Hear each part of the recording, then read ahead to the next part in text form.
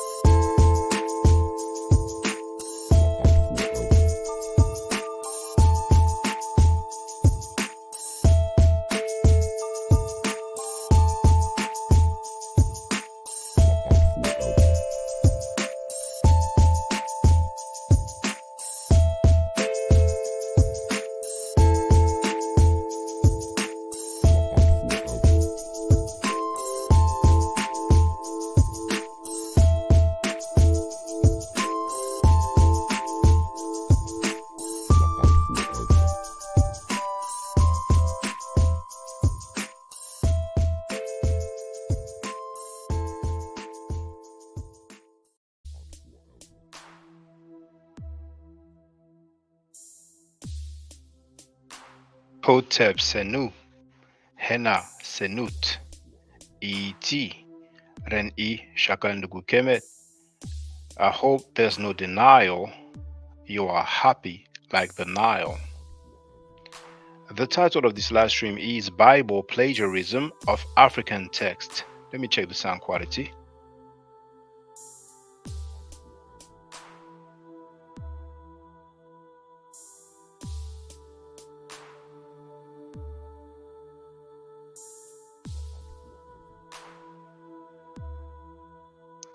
Sounds good on my end.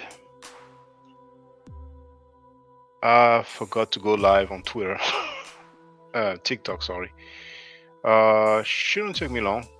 It's gonna allow people a little bit of time to join us, but it will most likely not be a long live stream. So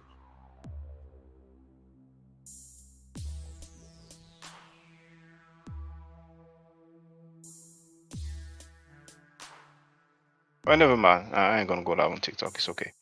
So this is what I'm gonna do.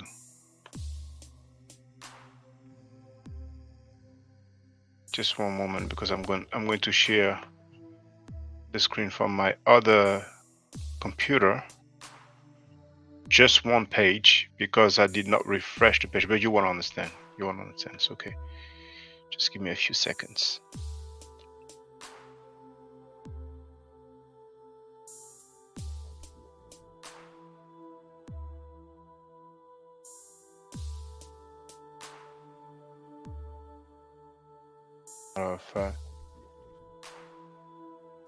As a matter of fact, I can share it now.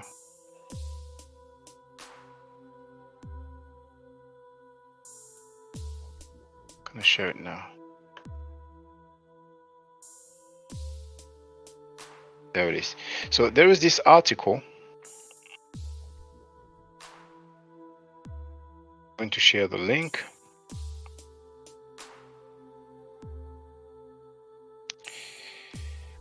It's on my website, and it is called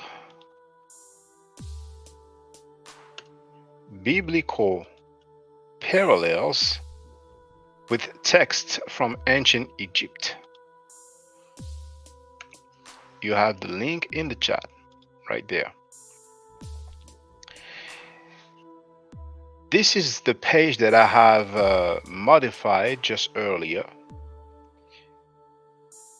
This is just before the modification. I basically did not refresh that page. So you can see that here I'm dealing with the tale of the two brothers.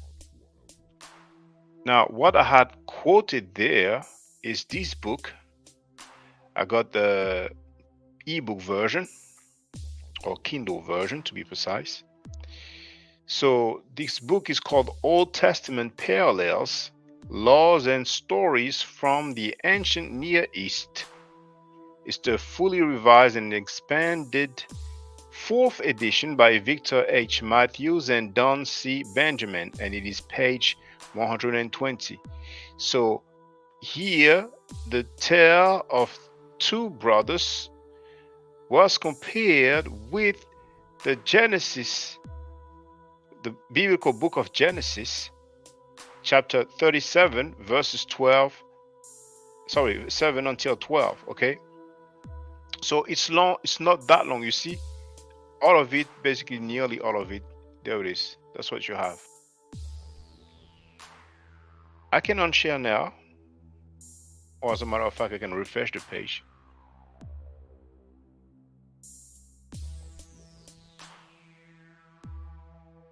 And now you can see that I'm quoting this book, Judgment of the Pharaoh by Joyce Tilsley, PhD. She's a professor of Egyptology. And it is pages 158 till 159. For the record, now it's much longer, you can see. And this time it's the book of Genesis, chapter 39, verses 1 until 18. For the record, I also added a citation from the book Ancient Egyptian Literature, Volume 2, The New Kingdom, page 203. And this is Merriam Lichtem, who wrote, "The episode of Bata and his brother's wife has a remarkable similarity with the tale of Joseph and Potiphar's wife, a similarity that has often been commented on." Okay, so now we can have a look. So I am quoted Joyce Tilsley dealing with this tale of the two brothers, and the reference that she gives is the book that I had just read about earlier. Anubis and Bata were two brothers. Anubis, the elder, had a house and a wife.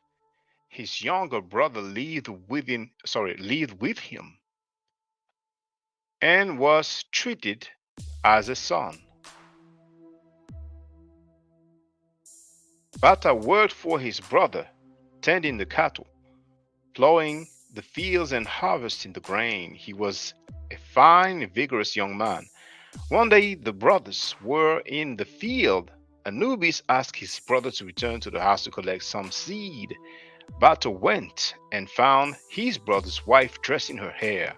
The wife watched the strong young man hoist the grain onto his shoulders and was impressed with his strength.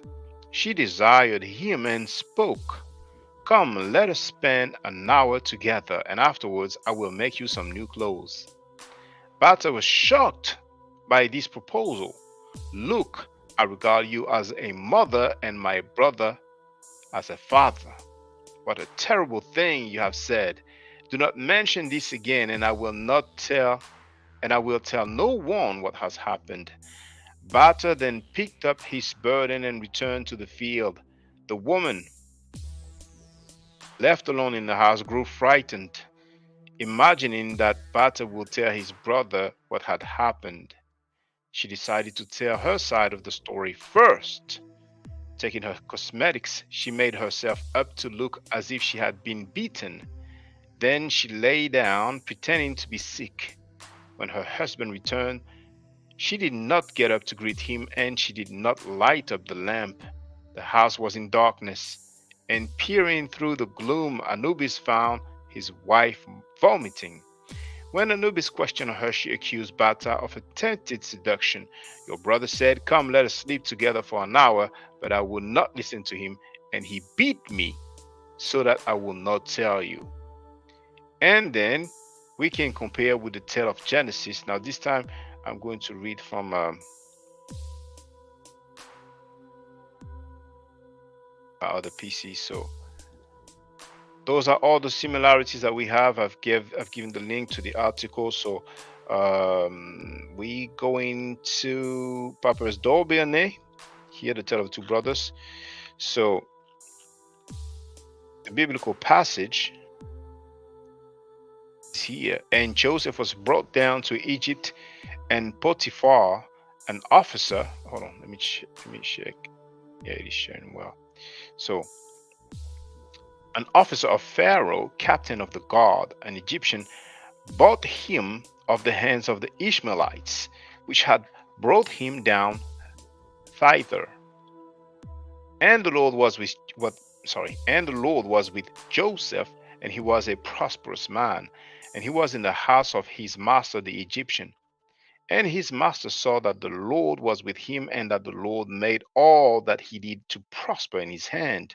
And Joseph found grace in his sight, and he served him, and he made him overseer over his house, and all that he had he put into his hand. And it came to pass from the time that he had made him overseer in his house and over all that he had, that the Lord blessed the Egyptian's house for Joseph's sake, and the blessing of the Lord was upon all that he had in the house and in the field. And he left all that he had in Joseph's hand, and he knew not all he had, save the bread which he did eat. And Joseph was a goodly person and well favored. And it came to pass after these things that his master's wife cast her eyes upon Joseph, and she said, "Lie with me." But he refused, and said unto his master's wife, "Behold, my master wotteth not what is with me in the house, and he hath committed all that he hath to my hand. There is none greater in this house than I, neither had he kept back anything from me but thee, because thou art his wife. How then can I do this great wickedness and sin against God?" And it came to pass, as she spake to Joseph day by day, that he hearkened not unto her to lie by her or be with her. And it came to pass about this time that Joseph went into the house to do his business, and there was none of the men of the house there with him. And she caught him by his garment, saying, "Lie with me." And he left his garment in her hand and fled, and got him out. And it came to pass, when she saw that he had left his garment in her hand, and he was fled forth, that she called unto the men of her house, and spake unto them, saying, "See, he hath brought in a Hebrew unto us to mock us. He came in unto me to lie with me, and I cried with a loud voice. And it came to pass, when he heard that I lifted up my voice and cried, that he left his garment with me and fled, and got him out. And and she laid up his garment by her until his Lord came home. And she spake unto him according to these words, saying, The Hebrew servant which thou hast brought unto us came in unto me to mock me. And it came to pass, as I lifted up my voice and cried, that he left his garment with me and fled out."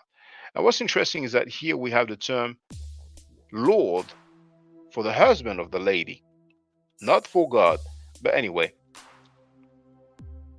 so what we're going to do, here's a link to the British Museum website. And this is the papyrus that we dealt with. So just for the record, you have the museum number here. But what's interesting, 19th dynasty, production date circa 1215 BCE. Okay? It's more. There it is. So you all know where I got that date from. Go back up. See that? Papyrus d'Orbine, Tale of the Two Brothers, circa 1215 BCE. Okay? Now we can compare the interesting parts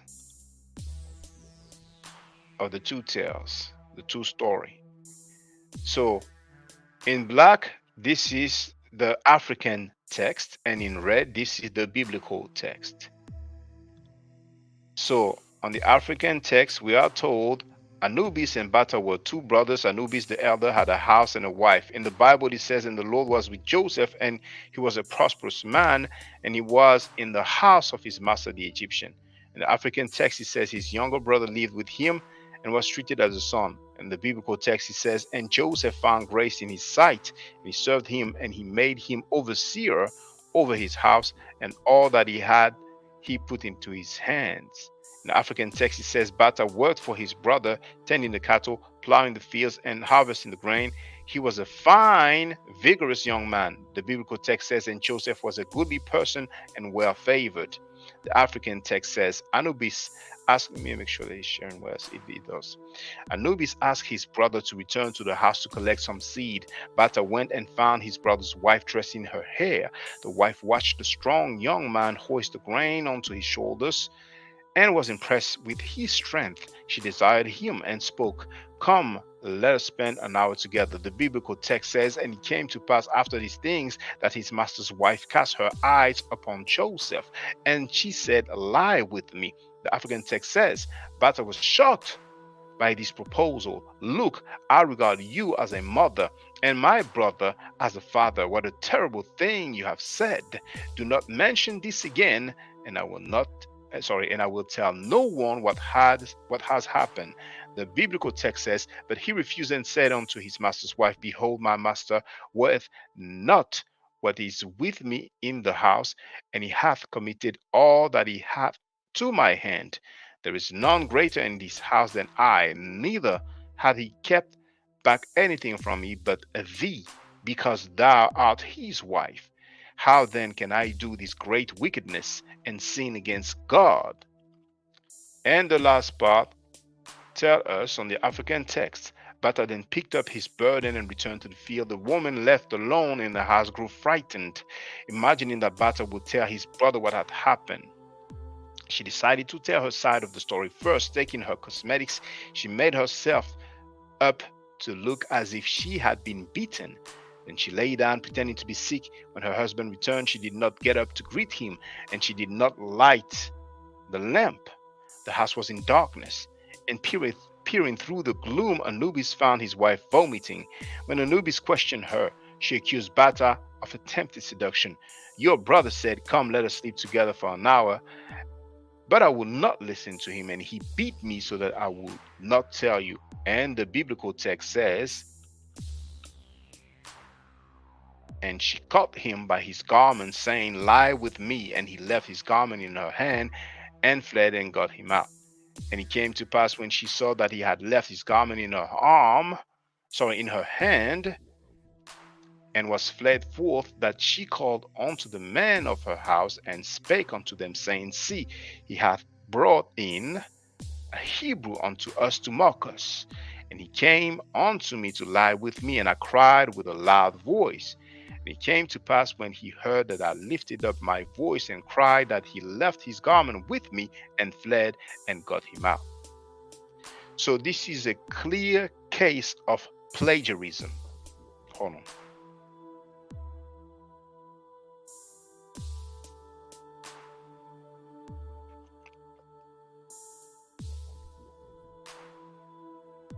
Remember one thing.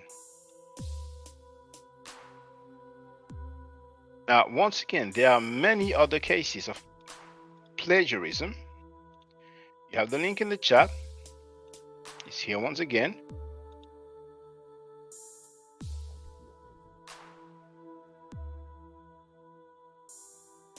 So in your own time, Book of Exodus, Book of Genesis, Luke, Matthew, Proverbs, Psalms, right? But remember this one. Look at this video.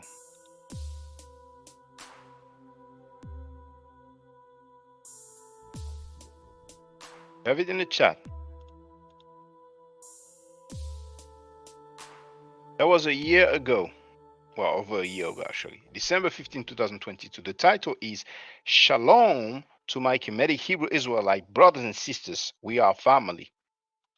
On the screen, we can see the seal of a biblical king found in a trash heap in Jerusalem. In that seal of King Hezekiah, we can see the Ankh. Actually, we can see two Ankhs. The one on the left is a bit damaged. We see part of it, but on the right, we can see it fully.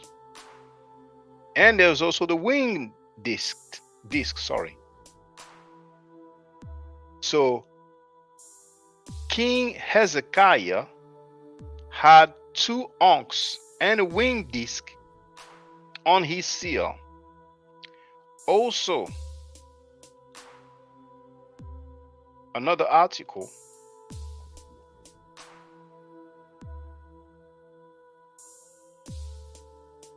copy and paste.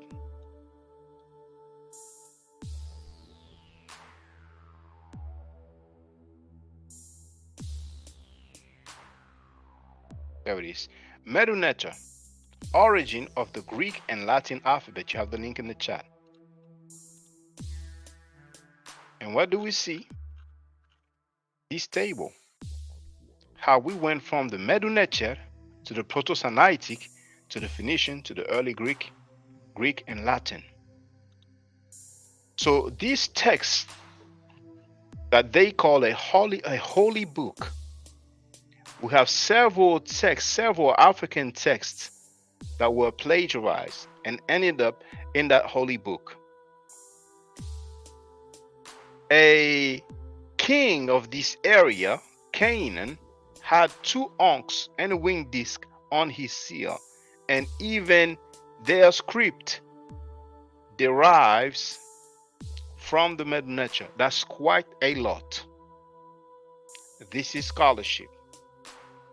Stay safe, stay healthy. If I am allowed to buy the Neteru, I will definitely holler back at you. I don't argue, I state facts. If you're not part of the solution, you're part of the problem. If you do not think right, you will not act right.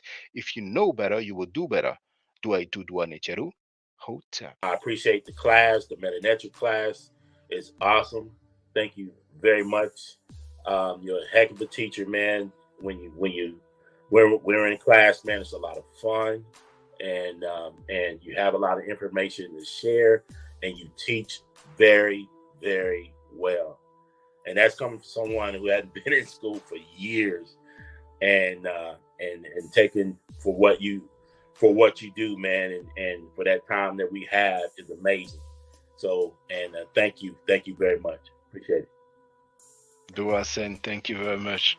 Well, yes, brothers and sisters, if anybody want to take some Medu-Neter classes, I have one of the most affordable fee.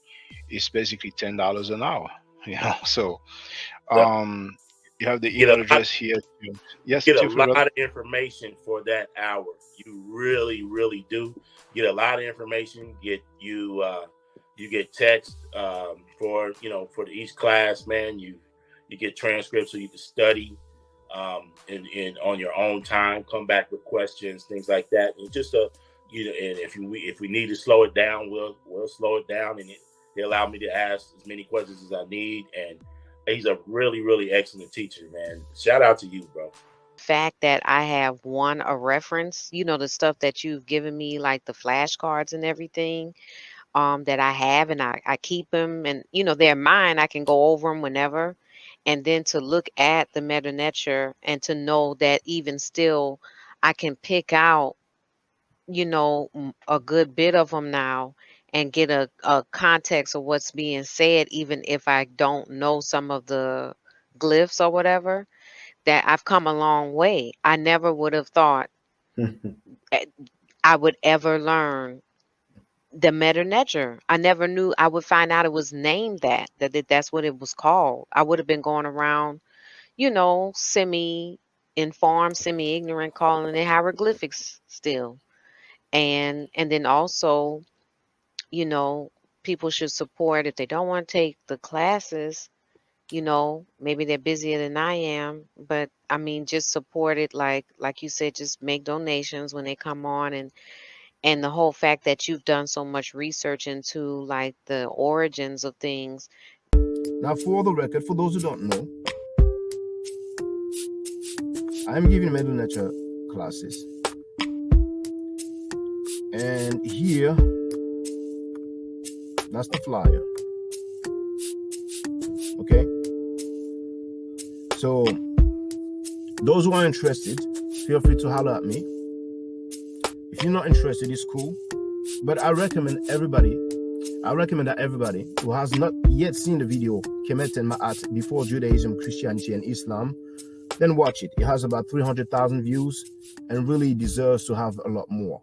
I just want to let everyone know who's listening in now and who's going to listen to this stream in the future. I just had my first Meta Nature class by Brother Shaka today, and I've had other Meta Nature lessons by other teachers, and I can tell you right now, the brother is the best in the game. He is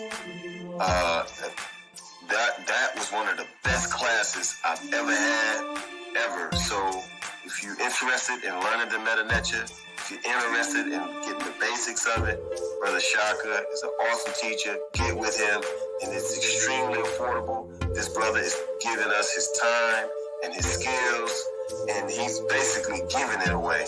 I mean, I just consider it a donation. You know what I'm saying? So if anybody is interested in learning the Meta Nature, get with this brother right here. He's an awesome, awesome, awesome teacher. And I'll end with that. Hotep Senu, Hena Senut. This is Julie, also known as Servant of Yah, and I'm currently taking the Meta Nature classes with Brother Shaka, and it has been an amazing experience. Only 2 lessons so far, and I feel like I've been taking the classes for months, just with the how in-depth he goes into the vocabulary words, the construction of the language, the grammar. It's been immeasurable, the experience. And one thing that comes across, hands down, is his extreme passion for teaching this to anyone who is willing to learn and has an interest in learning. So I highly suggest, if you are interested, even a minimal interest, that you subscribe to the classes with Brother Shaka. It's such a nominal amount for how much you get. Don't forget to subscribe to my channel, which is Ma'at Forever. Don't forget to watch the video entitled Kemet and Ma'at. Don't forget to share Kemet and Ma'at on my channel on Twitter, Facebook, Instagram, WhatsApp, or other social media that you use. Email, text messages, you name it. Those who wish to donate can do so on paypal.me/Ma'at Forever.